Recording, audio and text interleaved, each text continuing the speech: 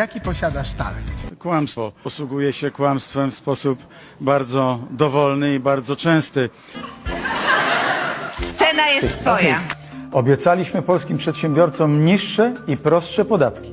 I po raz kolejny dotrzymujemy umowy. Ciekawe, czy po tym występie ktoś będzie się przyznało do tego, że jest twoją rodziną. Zobaczymy. Będę robił wszystko, żeby było jak najwięcej dobra, jak najwięcej prawdy, czego wszyscy pragniemy, radości, miłości. I sądzę, że odrobinkę się do tego przyczyniłem.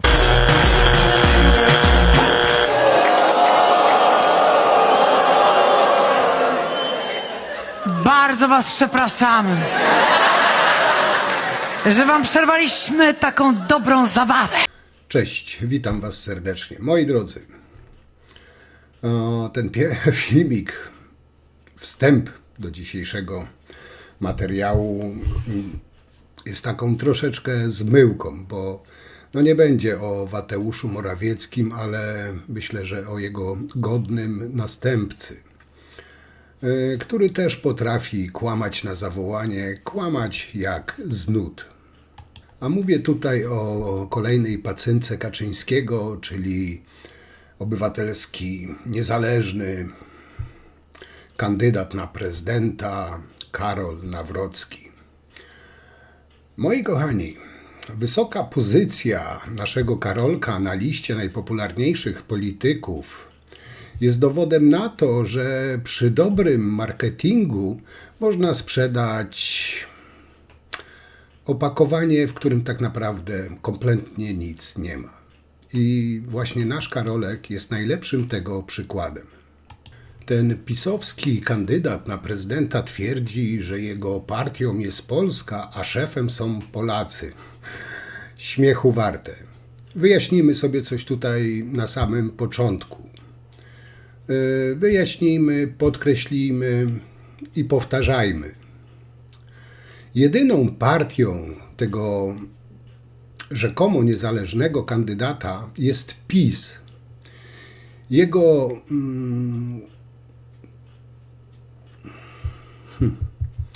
Jedynym jego szefem jest Kaczyński. To jest jasne jak słońce i to nie podlega jakiejkolwiek dyskusji. Naprawdę ktoś niespełna rozumu może wierzyć, że jest inaczej.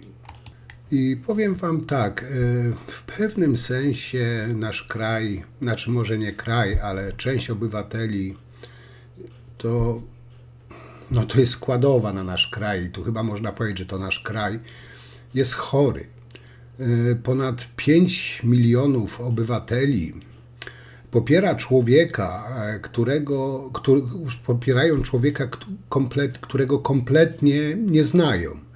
Wiedząc jednocześnie, że ma powiązania ze światem przestępczym, bronią go, nazywają, nie wiem, patriotą, prawdziwym Polakiem. Faceta, który wziął się znikąd, którego wyciągnął z kapelusza Kaczyński. Jeszcze niedawno większość z nich nie potrafiła zapamiętać jego nazwiska, wymienić jego nazwiska. Teraz dla nich to jest prawdziwy guru. I dla mnie to jest niepojęte. I nawet gdy ten człowiek kłamie w żywe oczy, kombinuje, wychodzą coraz większe brudy na niego. Oni ślepo, jak takie ćmy do świeczki lecą. To jest dla mnie naprawdę, niepojęte. Jesteś początkującym Alfonsem. Płacę ci i masz robić to, co ci każę.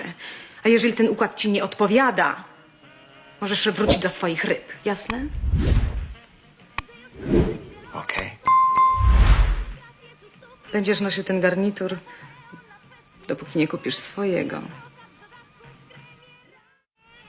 Moi drodzy, ten wynalazek Kaczyńskiego, czyli Karol Nawrocki, perfidnie próbuje manipulować faktami, kłamać w żywe oczy, aby wybrnąć z kolejnej afery wizerunkowej.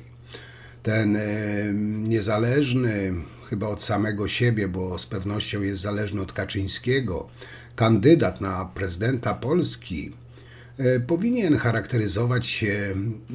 charakteryzować bycie prawdomówną osobą. No, w PiS-ie jest to raczej mało prawdopodobne. Zresztą, nie oszukujmy się, każdy polityk kłamie, tylko są jakieś granice kłamstwa.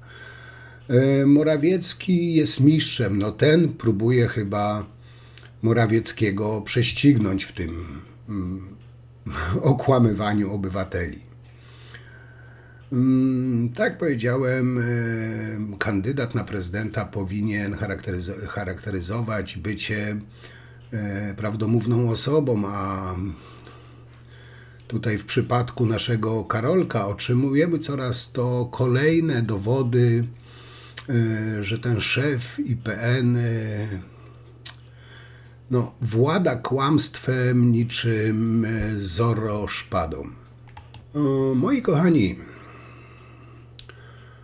macie tutaj dwóch polityków, nasz Karolek i Berlusconi. I z całą pewnością jedno ich łączy, czyli bunga bunga. Ale wiele tak naprawdę ich dzieli, bo Berlusconi miał styl i był inteligentny. I dzisiaj chciałbym tutaj poruszyć temat dwóch spraw, dwóch z wielu spraw.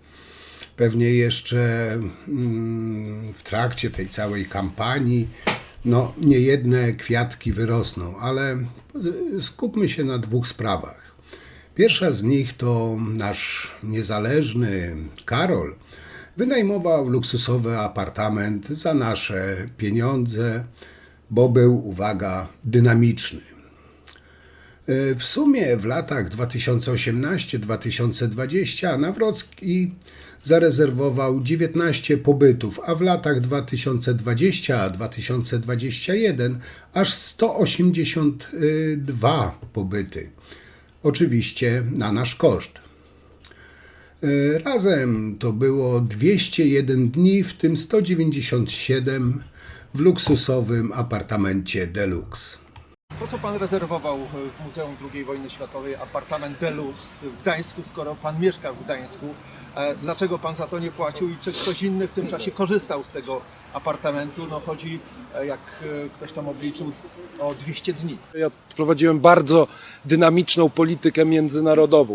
Także moi kochani, nasz Karolek o luksusowym apartamencie powiedział, że wykorzystywałem go do prowadzenia dynamicznej polityki międzynarodowej.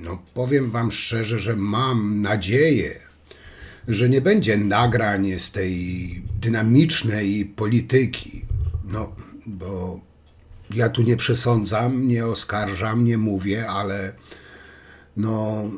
być może nasz idealny kandydat Karolek uprawiał posuwisto zwrotną politykę międzynarodową.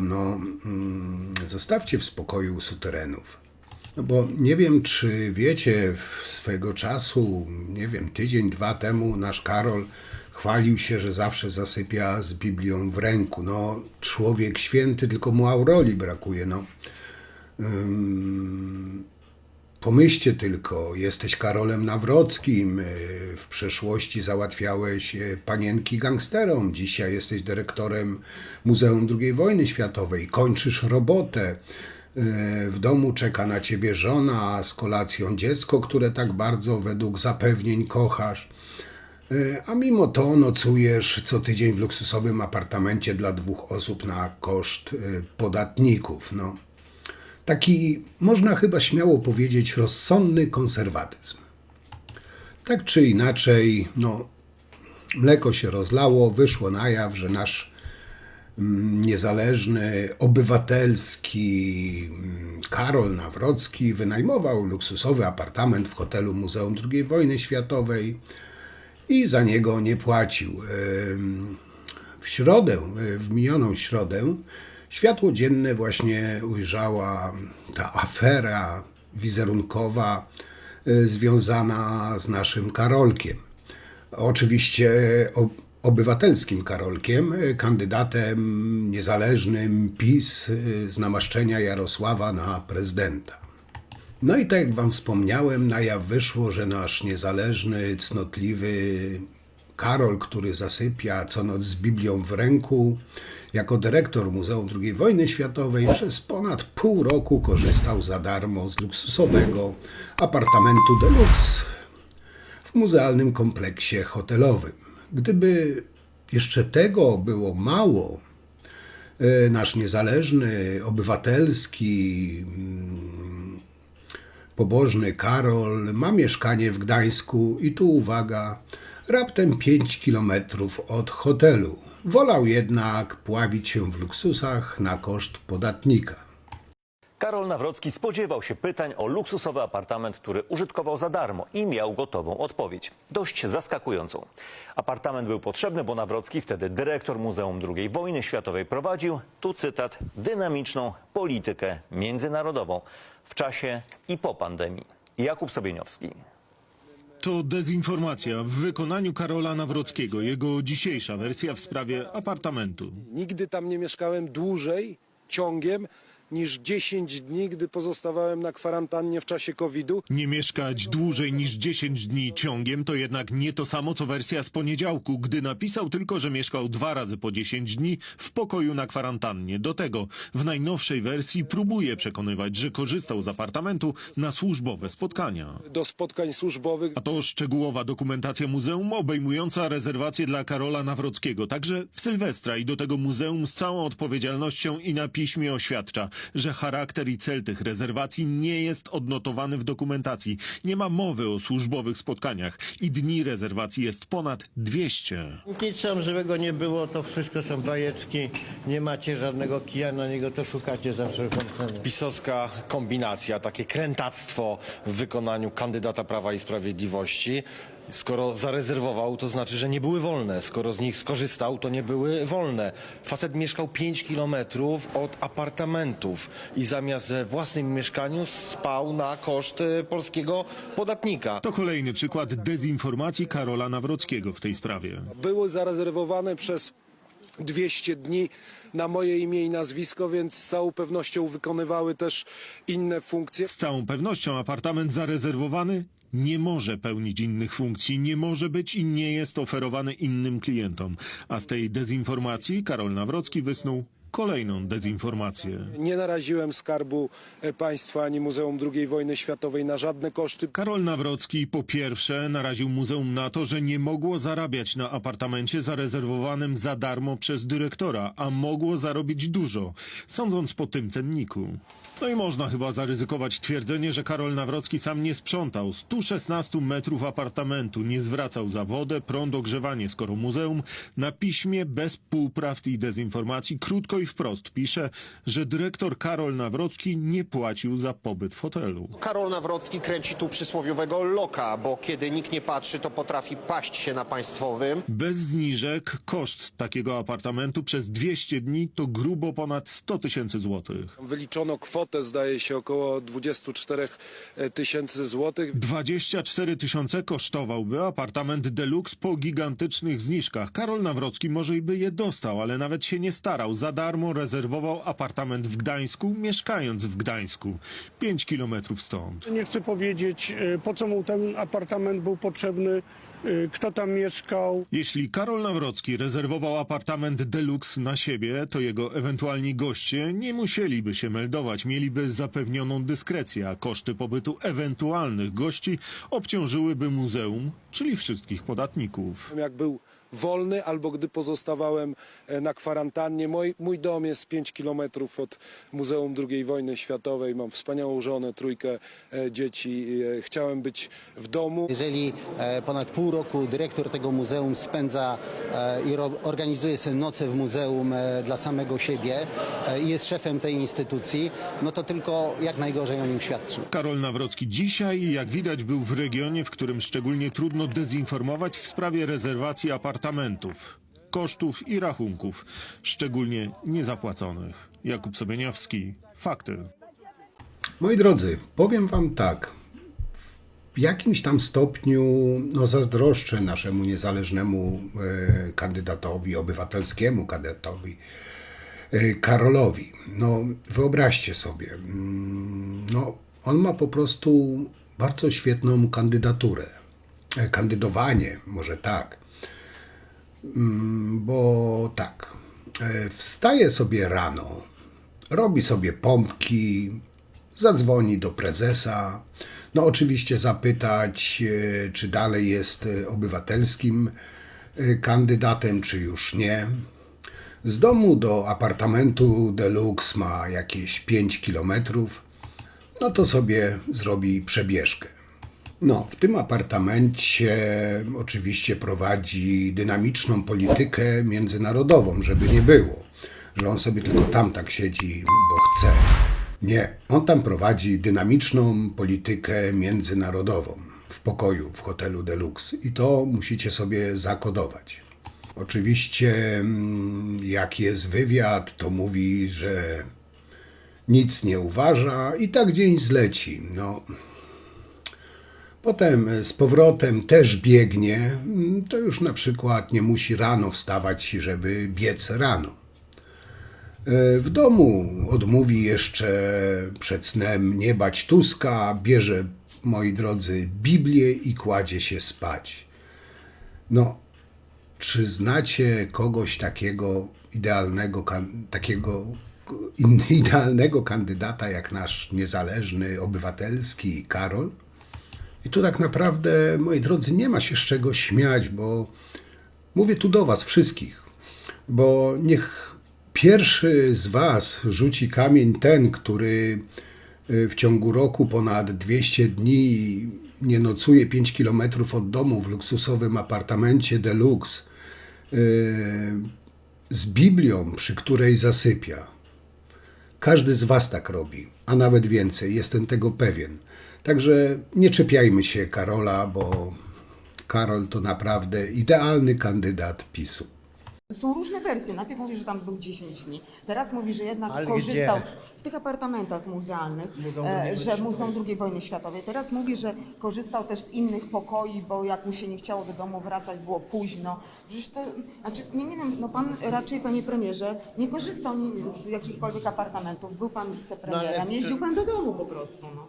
Proszę państwa, no, ale wicepremierzy w Polsce nie mają apartamentów. Znaczy, ale dyrektorzy mają, w porządku.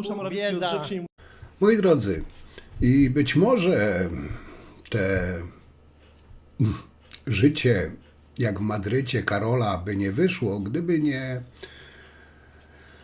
dyrekcja Muzeum II Wojny Światowej, która sprostowała te bezczelne kłamstwa tego pisowskiego, niezależnego, obywatelskiego kandydata na prezydenta. Oświadczenie II wojny światowej w sprawie kłamstw Karola Nawrockiego i pozwólcie, że wam tutaj takie obszerne fragmenty zacytuję, bo myślę, że warto tego posłuchać. Odnosząc się do słów Karola Nawrockiego, byłego dyrektora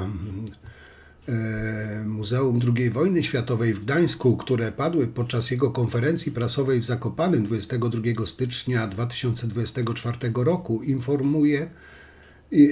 uprzejmie informujemy, że nie jest prawdą, że apartamenty i pokoje gościnne usytuowane w gmachu muzeum powstały jako mieszkania przeznaczone dla poprzedniej dyrekcji. Ani dyrektor profesor Paweł Machckiewicz, ani żaden jego zastępców nie spędzili w tych pomieszczeniach nawet doby. Nie jest prawdą twierdzenie, że dopiero Karol Nawrocki zdecydował o udostępnieniu wyżej wymienionych apartamentów i pokoi w celach komercyjnych. Na wynajem zostały przewidziane już na etapie projektowania budynku muzeum. Zyski z ich najmu miały zasilić budżet instytucji oraz obniżyć koszty organizowanych wydarzeń poprzez udostępnienie pokoi gościom. Nie jest również prawdą, że przez cały okres pandemii apartamenty i pokoje w gmachu muzeum pozostawały wyłączone z użytku. Zgodnie z rozporządzeniem Rady Ministrów z dnia 31 marca 2020 rok w sprawie ustanowienia określonych ograniczeń, nakazów i zakazów związanych z wystąpieniem stanu epidemii. Całkowite zamknięcie hoteli nastąpiło dopiero po 1 kwietnia 2020 roku. A od 5 maja 2020 roku mogły one ponownie przyjmować gości. Całkowicie zamknięcie trwało więc 36 dni. Ograniczenia w prowadzeniu działalności hotelarskiej wprowadzone w późniejszym czasie nie miały charakteru bezwzględnego. Tymczasem Karol Nawrocki blokował apartament Deluxe w sumie przez 200 dni. Wśród 15 rezerwacji, w których dokonywał, odnotowano 10 10-dniowych lub krótszych oraz 5 na okres dłuższy niż 10 dni. I tutaj zestawienie ostatnie miały miejsca w następujących terminach. Od 08/08/2020 do 30/08/2020. Od 04/10/2020 do 1/11/2020. Od 01/11/2020 do 12/11/2020. Potem od 12/11/2020 do 4/12/2020 i potem od 28/12/2020 do 1/4/2021. Zwróćcie uwagę na ostatni. Od grudnia do kwietnia apartament był blokowany. Ja tutaj, drodzy Państwo, mam fakturę za spotkanie z Choszczna, więc z zachodniopomorskiego. I to jest właśnie faktura za wynajęcie sali dla mojego konkurenta, pana Nawrockiego, która została zapłacona z biura poselskiego Czesława Hoca, czyli za pieniądze z biura poselskiego. I teraz, drodzy Państwo, po co ja wam to pokazuję? Ja wam pokazuję, że oni się niczego nie nauczyli. Oni się kompletnie niczego nie nauczyli. I dlatego, drodzy Państwo, my musimy zamknąć sprawę rozliczeń jak najszybciej. Jak dalej wyjaśnia dyrekcja Muzeum II Wojny Światowej, w podanych okresach apartament nie mógł być dostępny dla innych osób. Stoi to w sprzeczności z twierdzeniem Karola Nawrockiego, który na konferencji w Zakopanem powiedział: nigdy tam nie mieszkałem dłużej niż 10 dni. Karol Nawrocki twierdzi, że w okresie pandemii dwukrotnie odbywał w apartamencie Deluxe kwarantannę. Z dokumentacji jednak wynika, że było to takie jedynie raz i trwało 10 dni.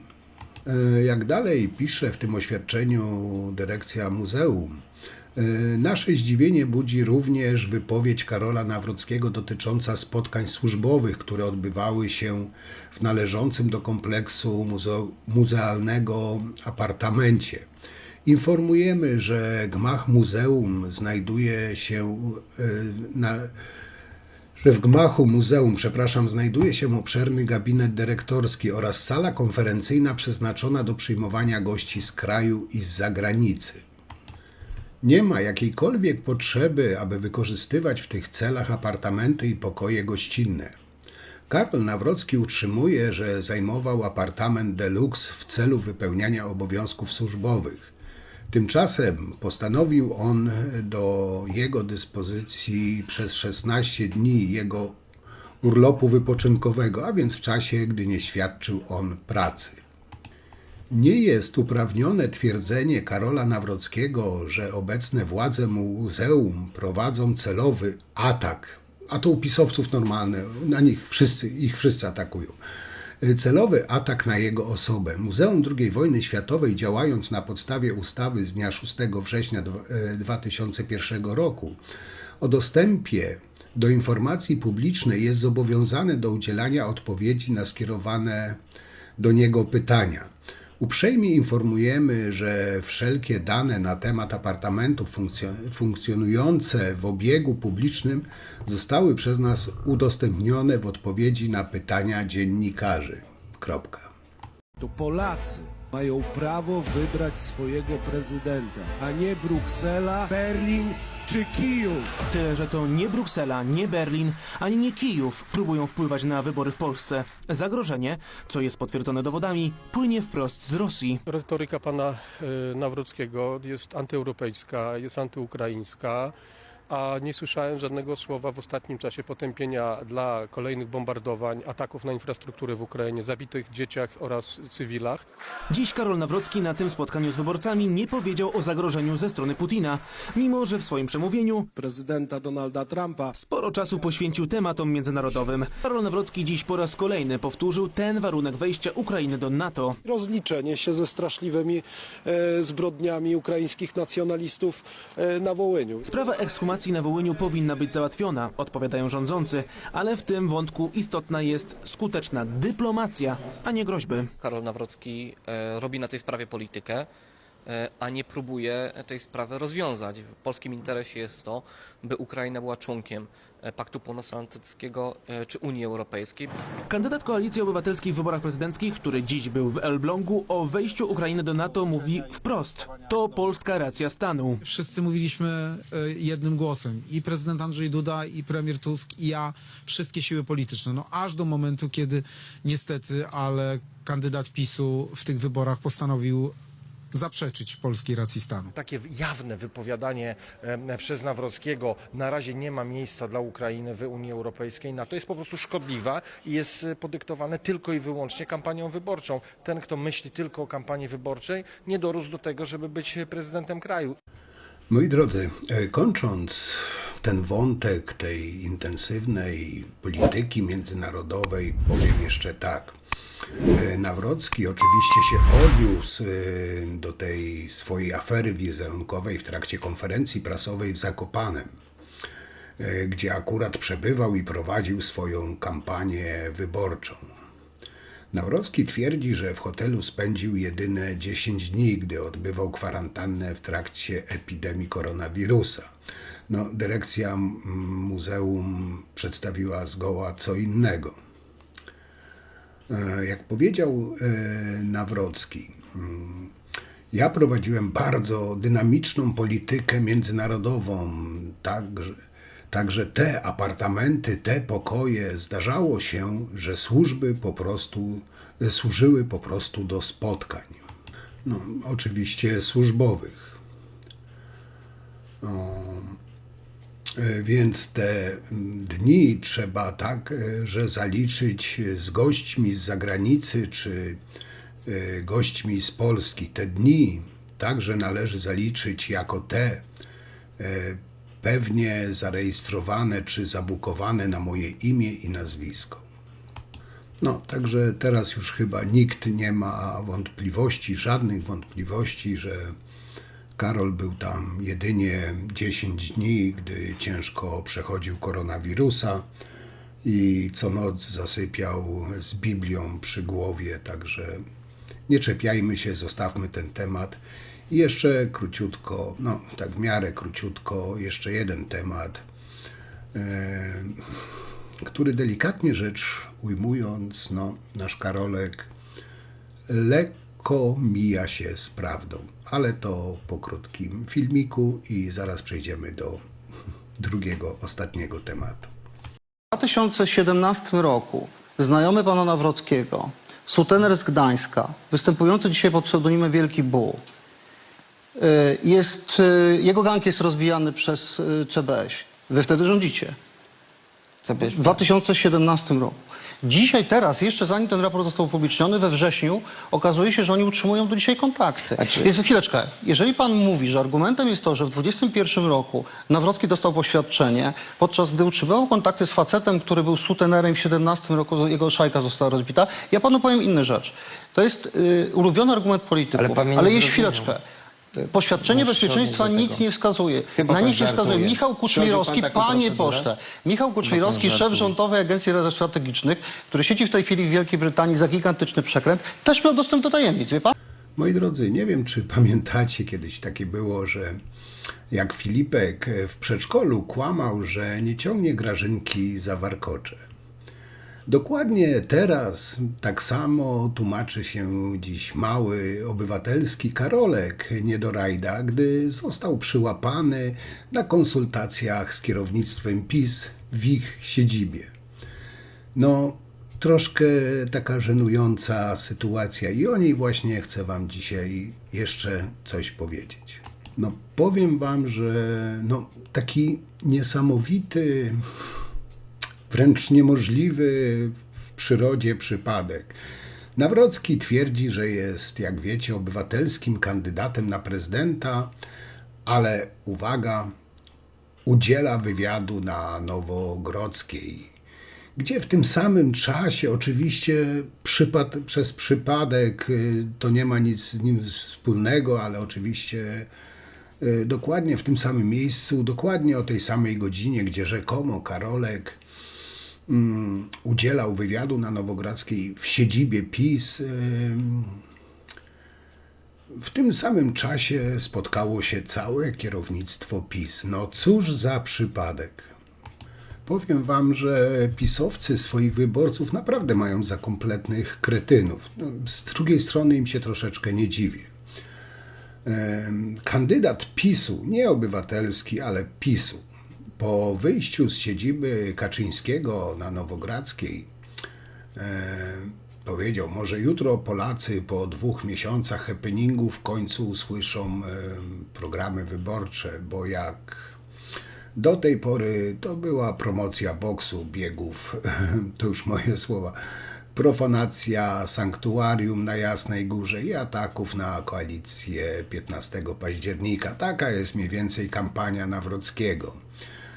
Może, nie wiem, jutro się dowiemy, ile ma kosztować polskiego podatnika kwarantanna w apartamentach Muzeum II Wojny Światowej, trwająca 200 dni. No powiem wam, że Karolek tą kwarantannę musiał naprawdę tego koronawirusa mieć potężnego, skoro 200 dni na kwarantannie siedział.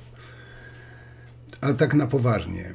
Same oszustwa pod przykrywką happeningu wyborczego. Odbywa się coś, o czym kandydat PiS-u tak naprawdę nie mówi i nigdy nie powie, ani żaden pisowiec.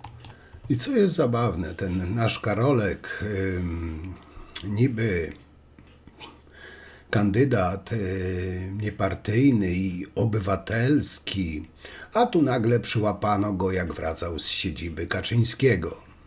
Nawrocki to jest, będę to powtarzał wiele razy, kandydat PiS na prezydenta i wie o tym już każde dziecko. Tyle, że sama partia nadal upiera się przy swoim, w sumie, że go tylko niby popiera, ale tak ogólnie to kandydat obywatelski. Jak wyskoczył z kapelusza kandydat obywatelski, PiS go bardzo popiera. Brzmi to, powiem wam, nad wyraz naiwnie i delikatnie rzecz ujmując wątpliwie, by ktoś w to uwierzył, poza oczywiście wyborcami PiS. Teraz jednak największych naiwniaków przekonać muszą twarde fakty. Bo tutaj, moi drodzy, szef IPN został przyłapany na tym, jak wracał z siedziby, z bunkra Kaczyńskiego na Nowogrodzkiej, gdzie trwała narada kierownictwa ugrupowania. No ale tak wspomniałem, nasz niezależny Karolek oczywiście w tym czasie absolutnie przypadkowo udzielał w tym bunkrze Kaczyńskiego wywiadu. Komu? Nie wiadomo. Na jaki temat? Nie wiadomo. Wiadomo, że udzielał w tym czasie wywiadu. No ja pierdolę, przepraszam, ale to naprawdę już jakaś ameba umysłowa może w coś takiego uwierzyć. Jakie spotkanie? Z kierownictwem Prawa i Sprawiedliwości. A ja nie byłem na kierownictwie Prawa i Sprawiedliwości, wywiad miałem. A W siedzibie Prawa i Sprawiedliwości. Gdzie macie państwo? widzieliśmy tutaj wszystkich z kierownictwa Prawa i A Sprawiedliwości. ja nie byłem na tym spotkaniu. Nikogo nie widziałem z kierownictwa Prawa i Sprawiedliwości. To był pan w budynku Prawa i Sprawiedliwości i nawet się pan nie przywitał z kierownictwem? No byłem załatwiać inną sprawę. A z kim ten wywiad? Gdzieś można go obejrzeć, usłyszeć? Czekajcie Państwo na spotkanie z kierownictwem Prawa i Sprawiedliwości, a ja tymczasem jadę i jutro widzimy się na Dolnym Śląsku. A co to za wywiad? No właśnie, może być do jakiej stacji? Niedługo Państwo się dowiecie pewnie. Nie wiem. Nie zdradzi pan... Nie mam pani redaktor, ani pana redaktora pozwolenia, żeby się dzielić tym, tak. Ale niedługo Państwo zobaczycie. Bardzo ciekawy, dobry wywiad. Stay tuned. Możemy pojechać? Tylko jeszcze jedno pytanie. Tak. Dzisiaj wyjątkowy dzień bez aktywności. Tak, właśnie. Ale jutro co się będzie działo? Dolny Śląsk, potem Lubuskie. Wszystkich Państwa zapraszam. Wczoraj, mam nadzieję, widzieliście moją aktywność Państwo. I Śląsk, wcześniej Podhale. Także jak wspomniałem, tego naszego obywatelskiego kandydata pisowskiego czy Kaczyńskiego, no, dopadły media i zapytały, co on tam takiego robił. Nawrocki na miejscu udzielał wywiadu, wyobraźcie sobie. Niestety nie chciał już skonkretyzować, dla kogo, o czym była ta rozmowa. To nieważne, ważne, że był wywiad. No ale można było się dowiedzieć tylko, że wywiad był bardzo dobry.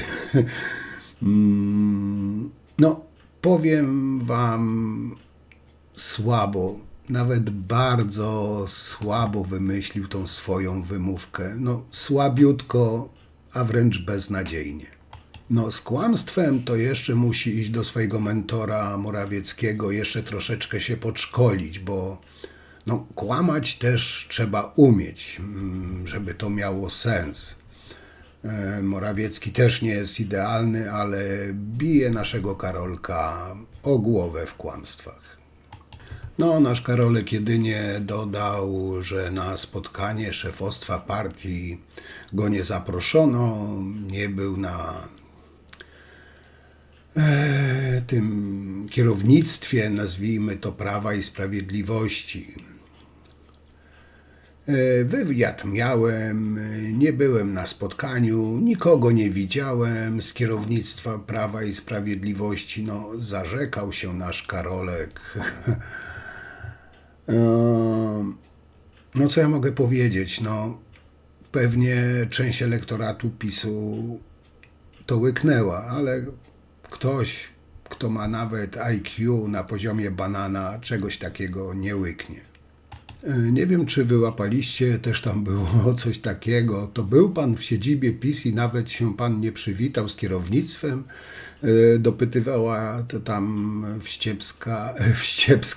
Wścibska, przepraszam, nad wyraz niewychowana dziennikarka Polsat News. No bo jak można tak męczyć naszego Karolka? No i tak jak to Karolek powiedział, no byłem załatwić inną sprawę, udając chyba, że wyczerpał temat rzekę. I dodał tam chyba do kierowcy, możemy pojechać, zapytał jeszcze i pojechali sobie wsiną dal. No bo jak wiecie, Karol jak nie wie co powiedzieć, jak nie dostaje instrukcji od szefostwa, z którym się nie widział, to po prostu ucieka od dziennikarzy lub nic nie sądzi. No, och, Karol. No ale tak zmierzając już ku końcowi, pozwólcie, że jeszcze pokuszę się o małe podsumowanie osiągnięć tego pisowskiego, obywatelskiego, niezależnego kandydata Jarosława Kaczyńskiego na prezydenta. No, wygląda, powiem wam, lista osiągnięć Karola podczas tej kampanii, no, jest bardzo, ale to bardzo okazała. I tutaj na przykład przyjaźń z Wielkim Bu, apartamenty za darmochę, atak na Ukrainę, atak na Unię Europejską, wykorzystywanie Jasnej Góry do politycznej propagandy. No oczywiście ucieczka przed dziennikarzami, wykorzystywanie służbowej fury do kampanii, wykorzystywanie IPN do kampanii, radocha z chamskich wrzasków pisowskiego betonu. No prawdziwy pisowski kryształ. Jarosław lepiej nie mógł wybrać tego niezależnego obywatelskiego kandydata. Moi kochani, Prawda jest taka, że prezydentura, ta, która będzie po Dudusiu, no nie spadnie nam z nieba. To będzie walka, tutaj w cudzysłowie, o każdą ulicę, każdy dom, jak na wojnie. Nie powinniśmy tak naprawdę, ja się tu nabijam często z PiS-u, ale nie powinniśmy lekceważyć PiS-u, bo oni są wyspecjalizowani w kłamstwie. I oczywiście w kampaniach nienawiści, a te bywają dość skuteczne i mieli, może inaczej, mielą, może to będzie odpowiedniejsze słowo, mielą w głowach części Polaków. Także na wybory powinniśmy iść równie licznie, jak szliśmy w przypadku wyborów parlamentarnych. I tym akcentem zakończę w sucharze dnia coś związane z jutrzejszym dniem, no w każdym bądź razie z niedzielą. Jest Wielka Orkiestra Świątecznej Pomocy. Wiecie, że jak co roku jest wielki hejt, w tym roku nawet jeszcze większy i mam nadzieję, że Jurek pobije kolejny rekord i Polacy pokażą swoje serce, a nie przepełnione jadem kły pisowskie. Niech psy szczekają, karawana jedzie dalej. My, jak co niedzielę o 18:00 spotykamy się na live'ie. Ja Wam już dzisiaj bardzo dziękuję. Jak zawsze dziękuję za Wasze komentarze, opinie, suby, wspieranie tego kanału. Bardzo to wszystko doceniam. Bardzo Wam za to dziękuję. Także na dzisiaj to tyle. Do zobaczenia jutro na live'ie. Trzymajcie się, moi drodzy. Cześć.